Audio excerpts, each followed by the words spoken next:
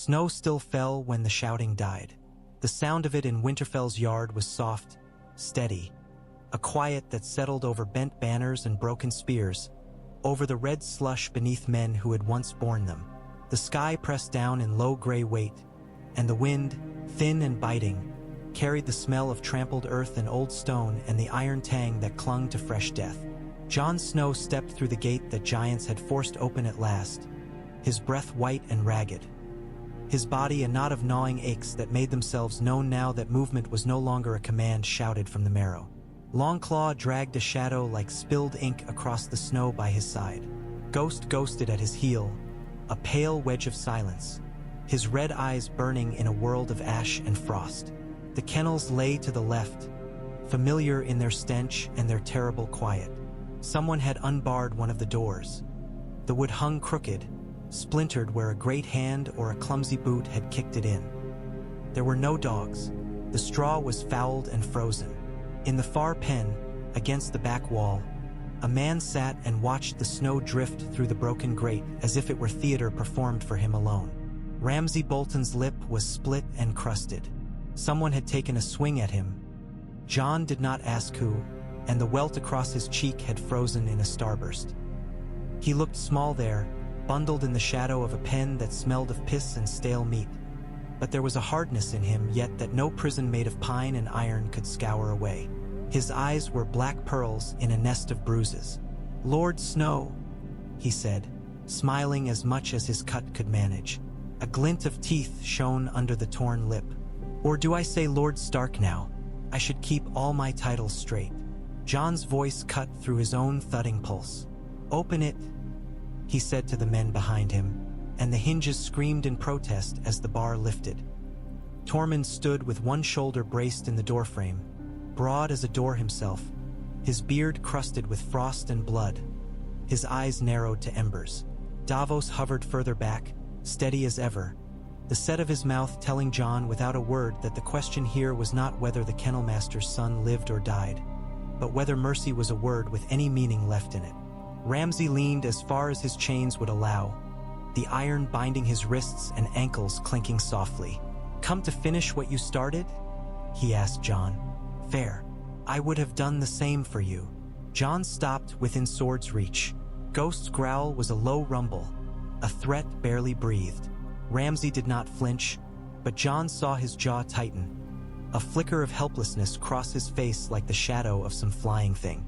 Ramsay could play at fearlessness. He could not command it entirely. "I will not use your dogs," Jon said. The words surprised him by how firm they sounded. They felt like stone he had carried his whole life and now set down with both hands. "The North is not a pit for an animal sport.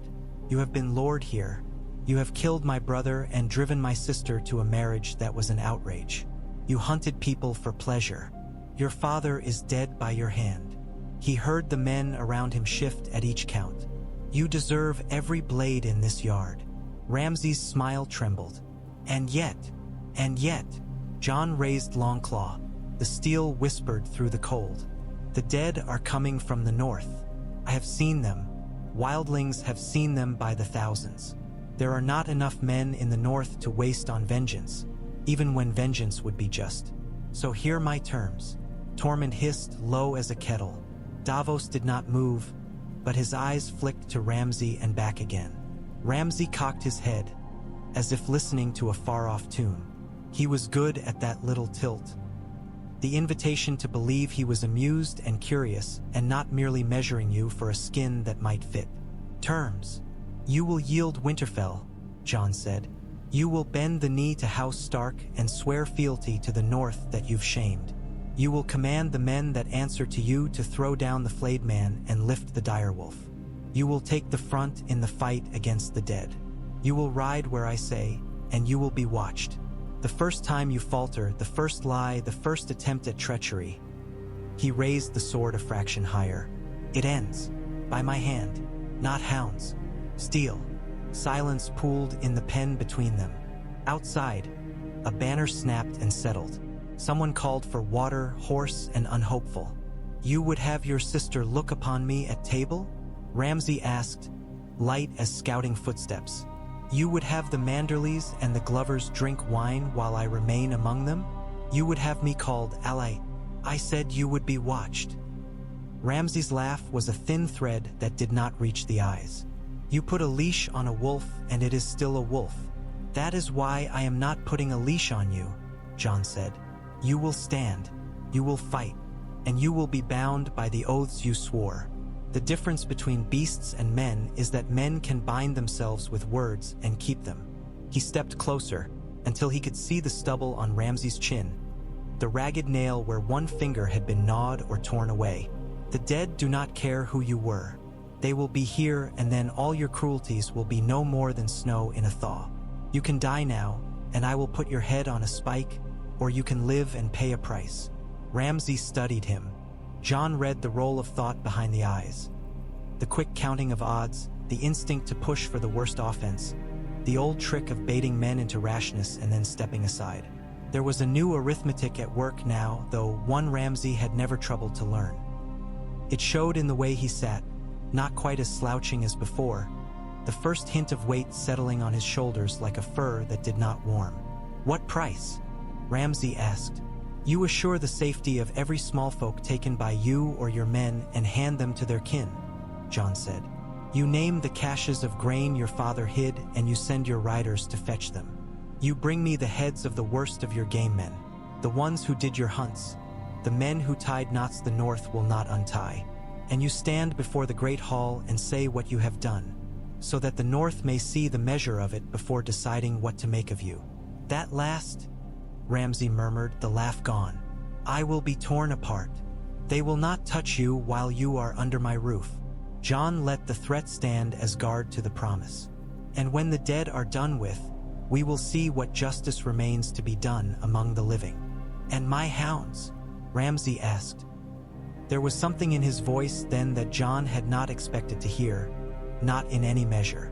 It was not tenderness, it was not grief, but it was a crack that let something colder show through.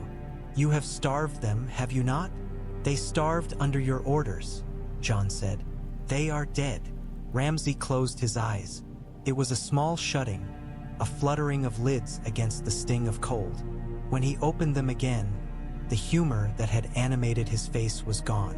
What remained was the cast of a boy who had learned early to twist his mouth to hide uncertainty. "Then I have no beasts," he said. "Only men." Jon nodded. "Only men." Outside the pen, someone shifted. Sansa stood at the kennel door, wrapped in a heavy gray cloak, the hood fallen back so that the snow dusted her hair like flour. Brienne towered at her shoulder, a two-handed sword sheathed at her back, her gaze hard as winter iron. Sansa's eyes were on the man in the straw. A tremor passed through the room the way a wind moves a curtain. "You mean to spare him," she said. Jon did not turn his head, for he did not want Ramsay to see anything in him he did not choose to show. "For now." Sansa's breath came as a long, thin thread in the cold. "For now." Ramsay smiled, but it was different than before. He smiled because he could not help it and because he wanted to be seen doing it, not because he had found the play he liked best. "My lady," he said, and there was the old purr in it. "Did you miss me?" Brienne took a step, a single step, her hand on the hilt, and Ramsay's chain snapped taut as he recoiled. Sansa lifted a hand, palm out, and Brienne stilled. "This is not for you to speak," Sansa told Ramsay. "Not now, not ever, unless we require it." Her eyes flicked to Jon. "If you do this, you make yourself answerable. To me." Jon met that gaze and saw fire burning through the frost. "I know. And if he harms any soul under this roof," Sansa said softly, "I will take his head, not you, not your honor, me." Ramsay turned his face toward her, the chain rasping softly. He did not smile this time. "You would look me in the eye for it?" he asked. "I have looked you in the eye before," Sansa said, "and I am still here." Later, in the great hall, under the long shadows thrown by the candles, Wyman Manderley's breath wheezed at the end of each sentence, like a bellows that had seen too many winters. "He must die," he said, lips greased with recent meat and anger. "There are things a lord may forgive for need, This is not one. Robert Glover planted his palm on the table and leaned forward. Our men will not stand beside him. Lyanna Mormont, small in her chair, sat with her back straight, her face fierce, her voice cutting and clear. The dead will stand beside none of us unless we stand together, she said. But I will not share a fire with a Bolton. Not a cup, not a word. Davos's voice was a steady plank in a sea that wanted to buck. I've seen what the dead do, he said. They don't pause and they don't parley. They eat and they march. You can hate a man and still use him as you'd use a pickaxe in a storm. Jon listened. It was a storm that had to sound itself out. He felt Sansa's attention like heat to his right. She did not speak to them. She had spoken to him. At last they dragged Ramsay before the dais, 2 of Tormund's men on his chains. The hall quieted to a terrible keen. Ramsay looked around, like a showman measuring his audience. Then his gaze found Sansa where she stood, and it steadied him like a hand on the shoulder. He dragged in a breath and let it out with mist. I have done crimes, he said, and his voice carried because silence opened a way for it. I am a bastard made into a lord by a father I killed. I hunted small folk for sport. I flayed men alive on my father's orders and on my own pleasure. I married Sansa Stark. I tormented my wife. I killed Rickon Stark with an arrow at distance because I wanted to see grief draw a bow from his brother. He swallowed. Jon saw it. Another small human motion that made him easier to despise and harder to deny. I cannot take any of it back. I cannot give you what I took. I cannot give Sansa back the girl she was.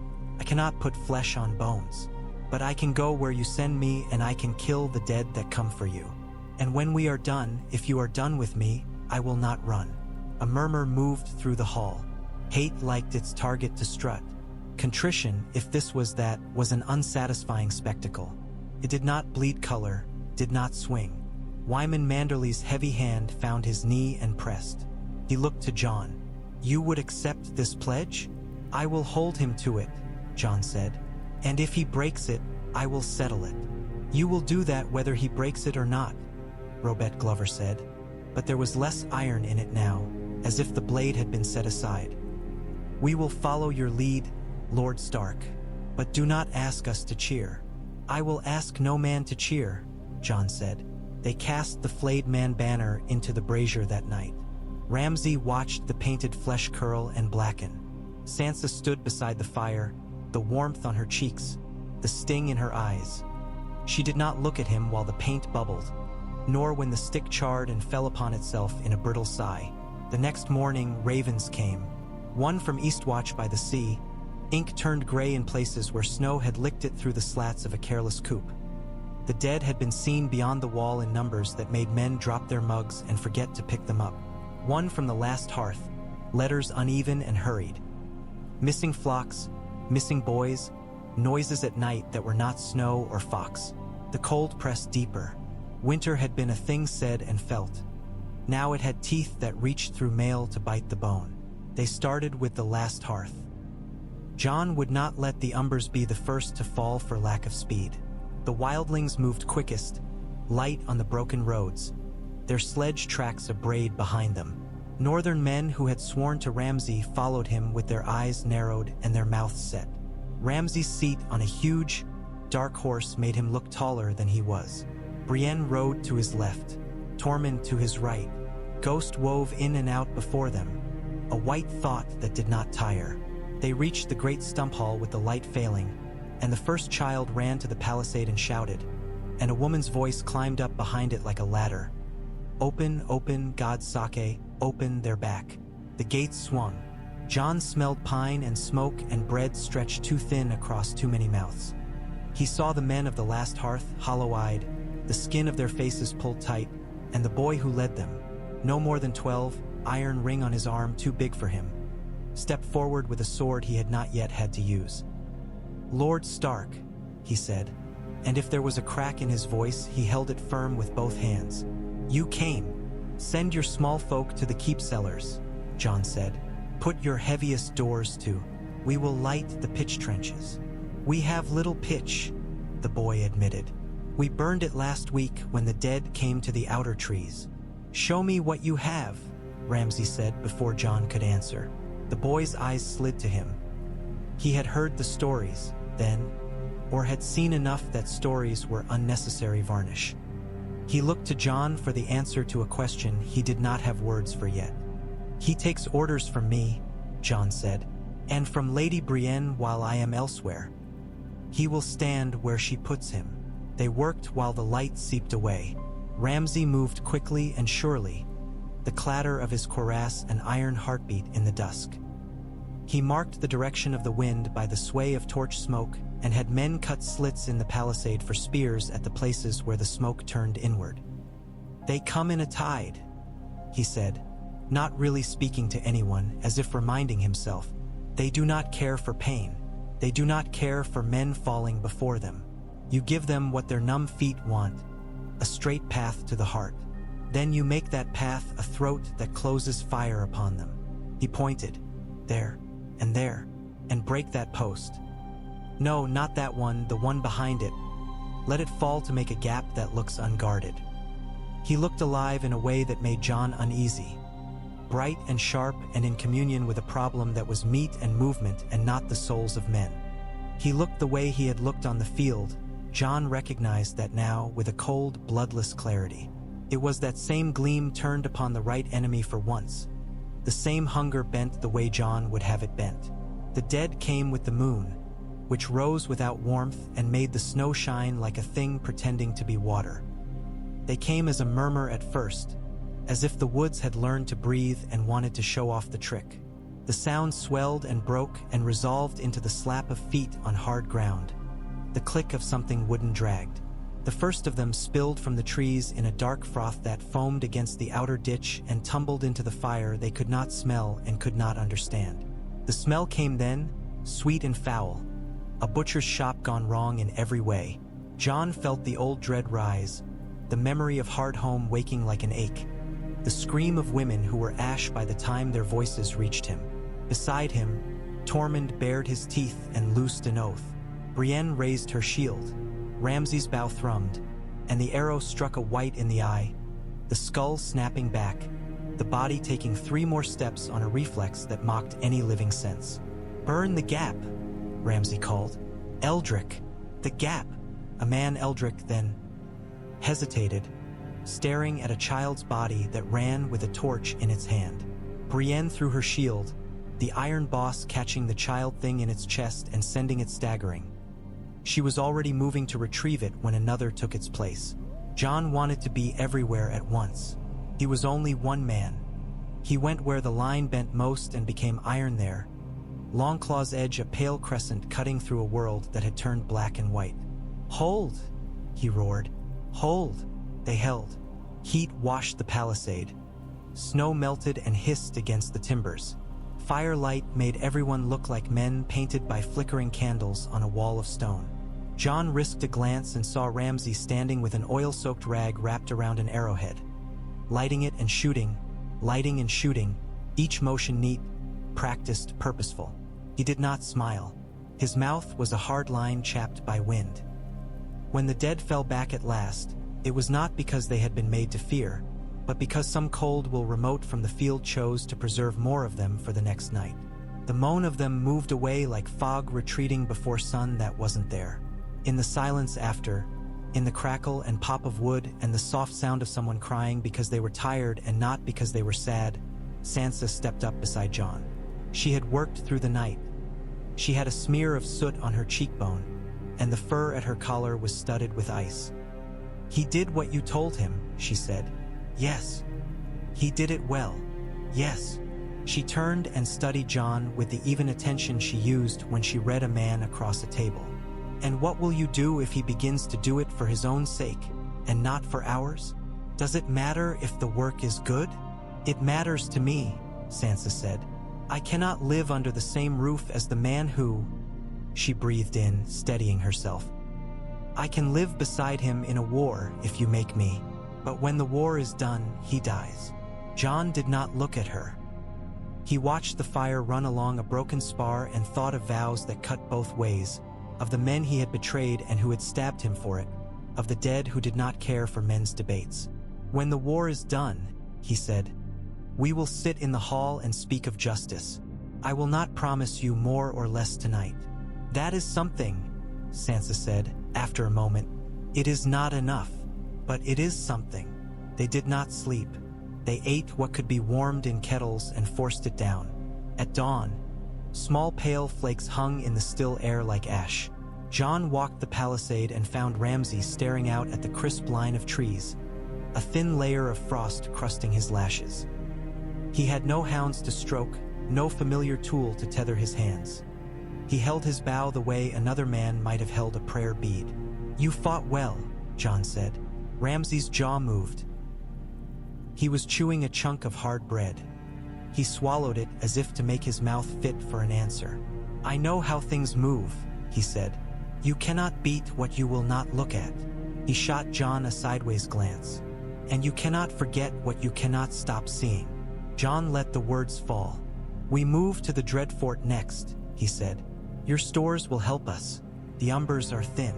We hold there, then make for Winterfell. The dead will come slower if we don't give them more to walk on." Ramsay's mouth twisted, thinking. "In the southern yard of the Dreadfort," he said, "there are old cattle pens. We can brace them with iron and make them a kill box. Pitch in the troughs. Open the gate when the press is greatest and let them pour into the yard. Close it. Burn it." "You've done this before," Jon said. "With men," Ramsay answered almost gently. "They ran. This lot won't. We will need more pitch than the Dreadfort holds." "I will take Lord Manderly's casks," Jon said. "He will grumble. He will give them." "He will give them if Sansa asks," Ramsay said. He did not smile when he said it. He did not look at Jon when he said her name. "He likes to make public displays of loyalty. Feeds him. He will relish being seen to hand Winterfell the means to burn." Jon glanced at him. "You pay more attention than you let on." "I have a talent for listening," Ramsay said. "If I had been less taken with the sound of my own voice, I might not be in chains." He touched the iron at his wrists and then let his hands fall. The chains were shorter than they had been. Brienne had shortened them after watching him work, a judgment and a test in one. She trusted his fear more than his word. Jon could not fault that. The ride south to the Dreadfort cut through white light that made the world look like a place not yet decided upon by the gods. Trees stood in ranks of black strokes, and crows rose from fields as if ink had been shaken from a quill. They found the cattle pens as Ramsay had said, and he walked them, measuring the length with his stride, tapping the timbers with his knuckles and listening to the sound. "This will go," he said, "and this will hold. And get me 3 men who can swing an axe for more than 10 minutes without pissing their souls out." He worked until his breath steamed and his fingers looked like raw meat. He did not complain. Once he slipped and Brienne's hand shot out and steadied him, and for the length of a heartbeat they looked at one another with something like recognition. Warriors in a place where war was not a story but a job to be done without glamour. Night fell. The dead came. The Dreadfort learned to burn like a hearth. The first tide hit the pens when the gate opened precisely the way Ramsay had calculated it should, and the yard went up in a cone of fire that made the snow shriek. The press at the main gate eased enough for men to breathe. Jon found himself laughing, a bark torn from a chest squeeze too long. He had fought worse nights. He had also fought better. Every man who did not fall felt like a coin minted by their labor. In the worst of it, Jon saw a figure moving too fast through the mess. Ramsay again, his quiver nearly empty, his face soot-streaked, his breath wild. He had no hounds to send, and yet he moved the way a huntsman might, picking lines of movement through clutter. He reached a boy trying to tug his spear free from the ribs of a wight. The boy's mitten tore, bearing wet flesh to the air. The dead were too close. Ramsay drew a knife in a flash and cut the spear shaft, leaving the blade where it was to keep the body pinned. He shoved the boy back toward the line with a hand that was not gentle and not cruel, exactly, but efficient. The boy looked back once. Ramsay had already turned to split the throat of a thing that had once been an old woman. They lasted until the thing directing the dead decided it was bored. The cold that had lain over the yard like a slab lifted by inches. The dead melted back. In the lee of the gatehouse, Jon found Ramsay bent double, his hands on his knees, panting hard. He spat and it froze on the stone. "You will want to kill me when this is done," Ramsay said. He did not look up when he said it. Jon opened his mouth for anger and found none. In its place was a heaviness he had not foreseen, as if the choice had been a stone he had kept meaning to set down and had not. "Perhaps," he said. "Perhaps," Ramsay echoed. He straightened, winced as something in his back protested, rolled his shoulders until the discomfort seated itself. "Until then, tell me which wall needs a ladder." Word came that the umbers at the last hearth had survived a second night and that the weeping water was choked with drift and dead wood. Word came that dragonglass existed in plenty somewhere far to the south, and that the men who held it would not spare a thought for what the north cried in the meantime. Word came that the wall was still standing. Word came that the wall had cracks that only those who stood atop it could see. Ravens and talk and the gossip of tired men made a tapestry woven of frayed strands. Jon sorted it with the patience of a man for whom patience was a part of the armor he put on in the morning. The nights took on a rhythm, a ghastly one, but a rhythm. They lit the pans and waited. They listened for the murmur. They held. They burned. They counted who had fallen and who remained, made a new line that was worse than the old one and called it good. And in that rhythm, Ramsay changed in ways that did not polish him but did alter his shape. He stopped speaking to make men flinch and began speaking to make them move. He slept little, and when he slept he clenched his jaw and made sounds a man might make while dreaming of falling. He did not ask after Sansa and did not look for her face in hallways. If he met her he bowed his head, not in humility but in acknowledgement of treaty. He found Tormund tolerable in the way one wolf might find another wolf tolerable if they were chewing opposite ends of the same carcass. One morning, before the dawn thaw that sometimes came even in deep winter, Sansa crossed the yard to where Jon and Davos studied a map so chewed with notes and grease and ash that it was less paper than relic. Ramsay stood a few paces away, showing a green boy how to oil a bowstring with tallow rubbed thin as breath. "Littlefinger sent word," Sansa said. Jon did not show the twist he felt. He had not asked for those ravens and had not missed them. "What does he want?"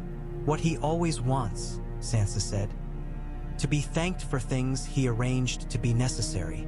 The veil had come once, could come again." Jon did not want to weave that thread into a cloth already strained. "What did you tell him?"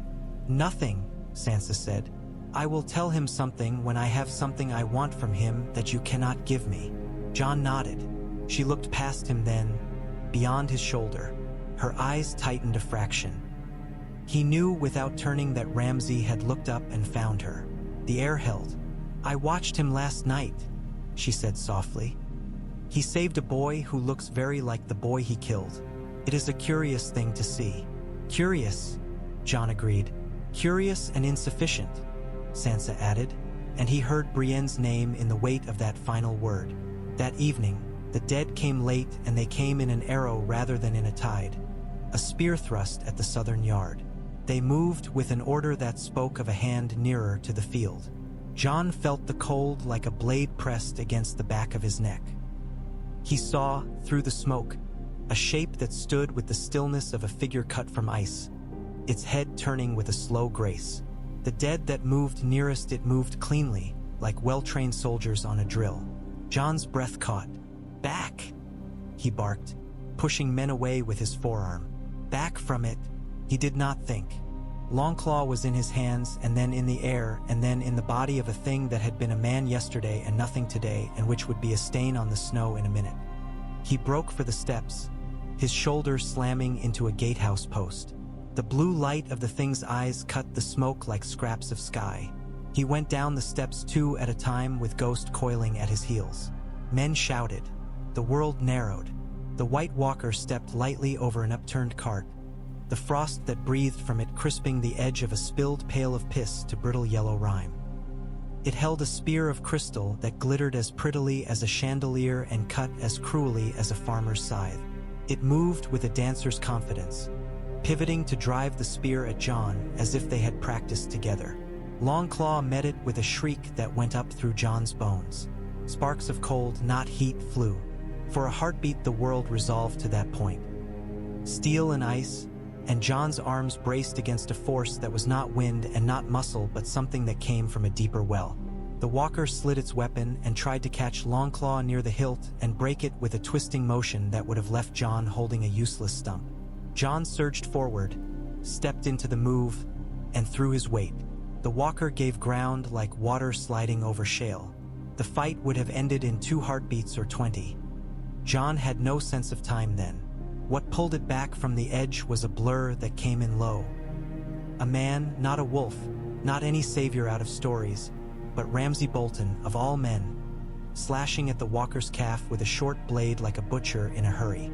The blade shattered in his hand, and the walker turned its cold regard upon him, reaching with that funeral spear. Ramsay stumbled, fell, scrambled like a fox whose paw had been caught in a trap and then yanked free. He did not cry out. He did not run. He grabbed a splintered length of cart plank and hurled it with the contempt of a man who knew it would do nothing and threw it anyway because the body sometimes refuses to be told what it can't do. The distraction was enough. Jon stepped in and brought Longclaw across in a cut he had learned as a boy. A simple, honest stroke.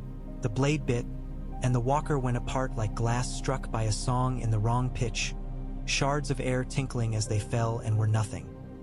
The dead about them paused in that sickening, unthinking way and then sagged as the thread that had hauled them through the snow slackened. Jon stood panting, the taste of iron and snow in his mouth.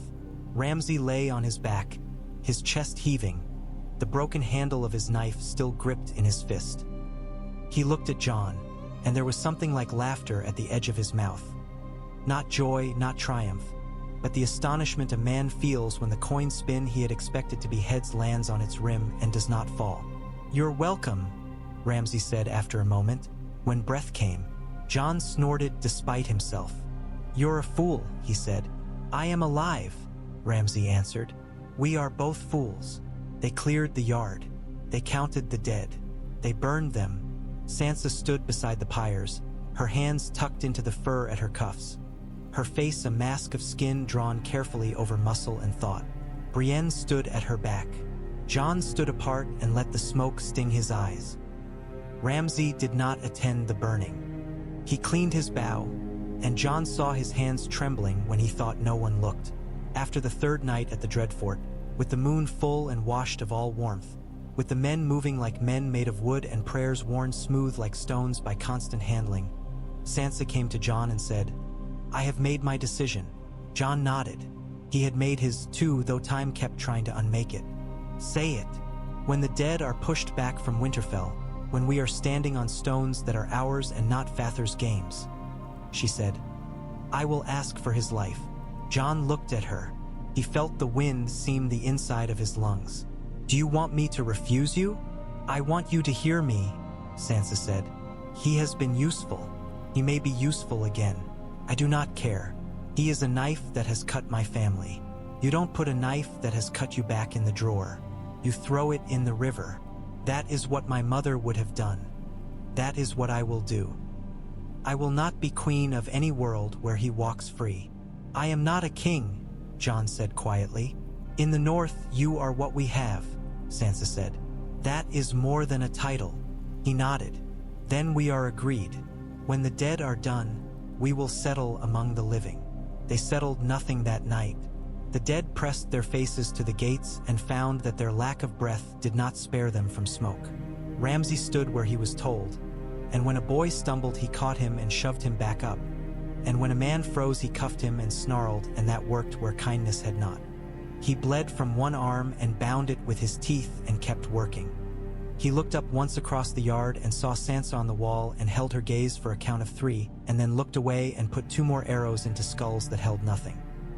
When at last the worst of the worst had ebbed, when even the dead seemed tired of being dead, when men leaned on spears like sticks from a game they weren't sure why they were playing, a cry went up from the inner yard. Not danger, a different pitch. Jon tensed anyway. It was the voice of someone who had seen something that made no sense and had decided to proclaim it rather than be alone with it.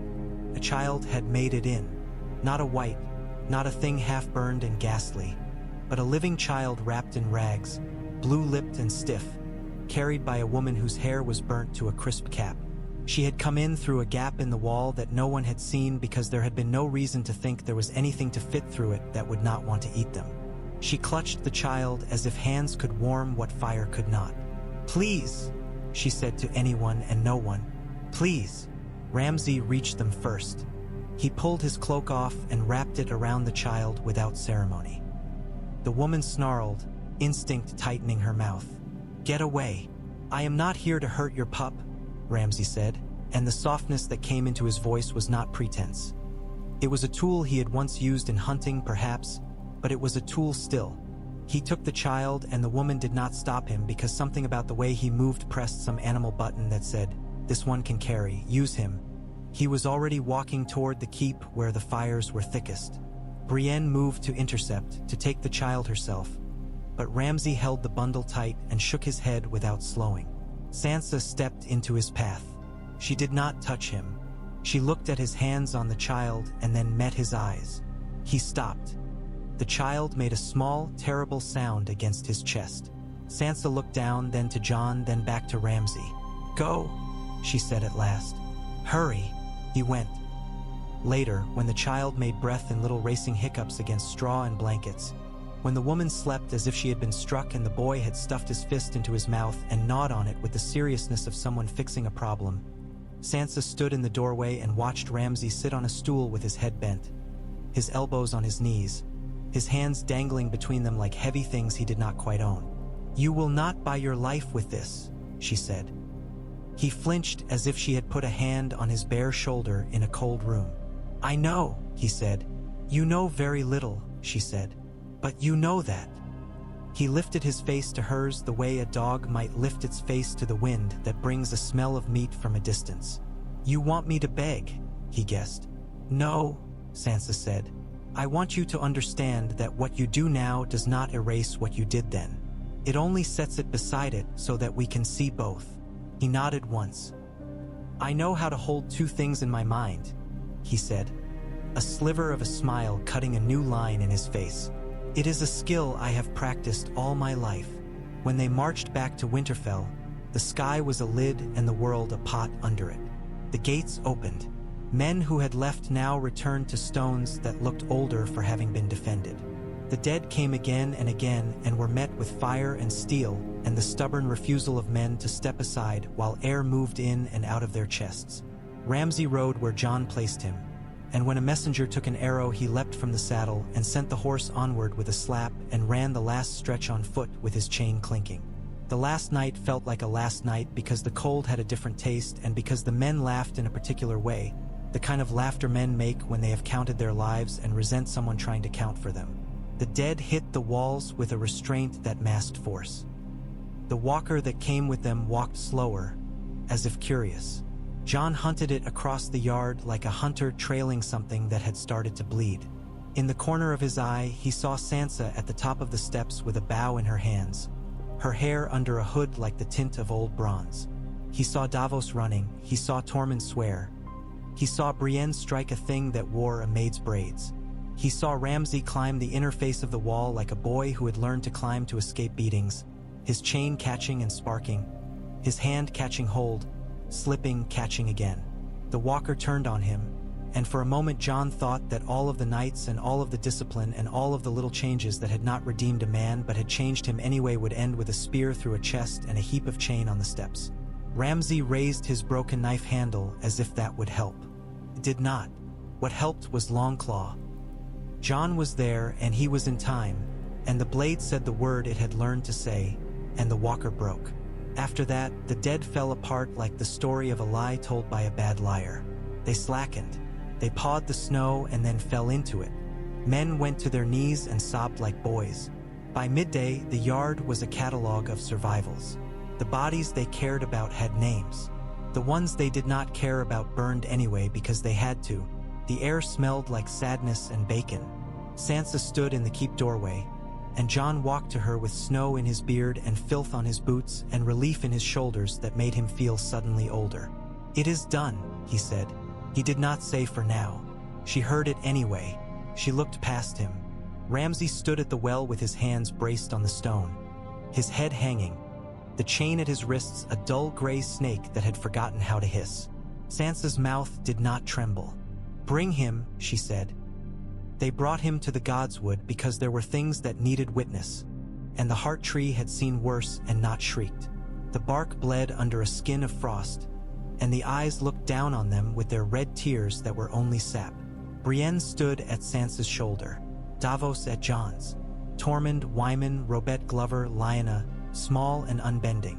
All stood in a semicircle that was not a juror's bench and was exactly that. Ramsay knelt without being told. Snow gathered on his shoulders and did not melt. "You swore to die when we were done," Sansa said.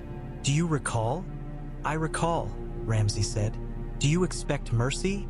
she asked. "I expect honesty," he said, and the corner of his mouth quirked. "You do not have my talent for cruelty, my lady. Thank the gods for that. But you have what you need. Why did you save that child?" Sansa asked suddenly, as if something in her had insisted on asking then or not at all. Ramsay blinked. For the first time in days, he looked uncertain about the shape of his mouth. "Because I could carry him," he said after a moment. "Because he was there.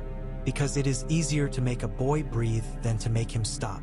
No one spoke for a handful of heartbeats. You could hear water under the ice of the pool at the heart tree's roots. You could hear a crow look at a twig and decide to hop to another twig.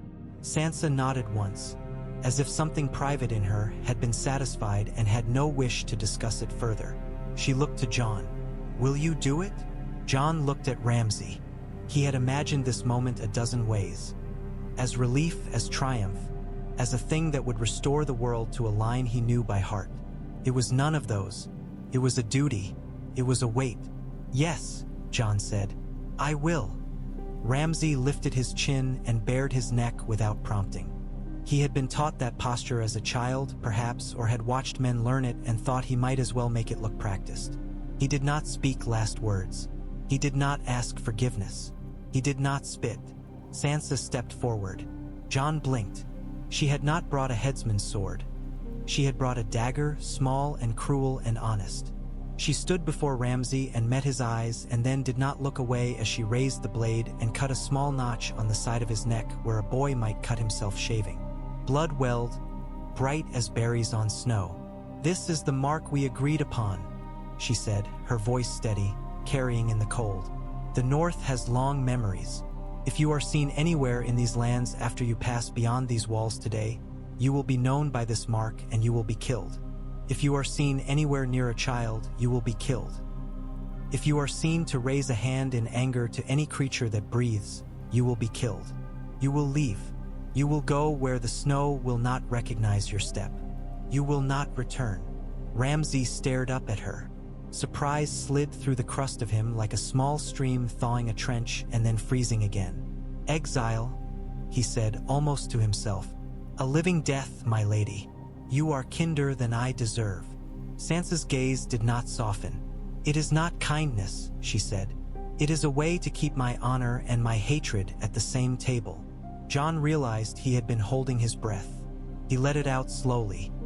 He had been prepared to cut, to lift a head by the hair and present it to a hall that would roar. He had not been prepared to feel the odd relief of no roar. He was not sure what this said about him. Ramsay swayed, then steadied. Blood had frozen at the edge of the cut already. He did not reach for it. He did not ask for a cloak. He looked to Jon last. The smirk was gone, the cruelty without edge now that it had no stage. There was only a man, thin with cold, bruised and marked. "You made a mistake sparing me," he said conversationally. "And another now. But it is the kind of mistake that makes a world possible." "Go," Jon said. Ramsay stood. He looked at the heart tree, at the red leaves shivering in a wind that came from nowhere men could name. "I have never believed in gods," he said quietly. "They never believed in me. But if there is a god of winter, tell him I am sorry for disappointing him." He walked away then, under the boughs and through the gate, his chain cut from his wrists, his hands empty. The North watched him go and held its breath and decided, each person in it, what to tell their children about this day. Later, when the day paled and the heat of the braziers felt like gratitude stripped of words, Sansa and Jon stood at the battlements and watched the white world, and the smoke that still rose from old burning, and the small marks that men left when they moved as if the snow had learned to write. "You did not ask me why I chose exile," Sansa said. Jon shook his head. "No." "I do not know if it was right," she said, "but it was mine to give. I have had little that was mine." "It was right because you say it," Jon said, "and because we must live with it." Sansa turned her face to him, and her eyes were the color of creek water under ice. "You think he will become a better man?" "I think he became useful," Jon said, "and I think he became aware. That is not the same as good, but it is not nothing." "You will be a good king," Sansa said, not as flattery, not as prophecy, but as observation. "I will be what the North needs," Jon said, "and I will be cold when I must, and warm when I may." He looked out over the yard where children had begun to play in the snow again, running as if their legs were new. He looked at the Godswood where a man had been marked and sent away into a world that would either kill him or teach him a language he had never had to learn. He looked at the sky and saw that the snow had stopped for now and that the gray had thinned and that somewhere, far to the south, there might be sunlight. Ghost pressed against his side, a weight and a comfort. Jon set his hand in the thick fur and felt the old rightness of it. Winterfell breathed. The North endured. The dead had been pushed back, not defeated, and life returned to its little motions that meant everything because they persisted. In the morning, the ravens would come again, with talk of queens and dragons and debts. In the morning, men would begin to argue about grain and firewood, the honest quarrels of a people who expected to wake tomorrow. For now, Jon stood beside his sister in the place that had made them both and thought of how mercy, wielded by a hand steady enough not to tremble and firm enough not to falter, might be a blade of its own, cutting through the snare of old wrongs to leave a path no one had known was there until they walked it.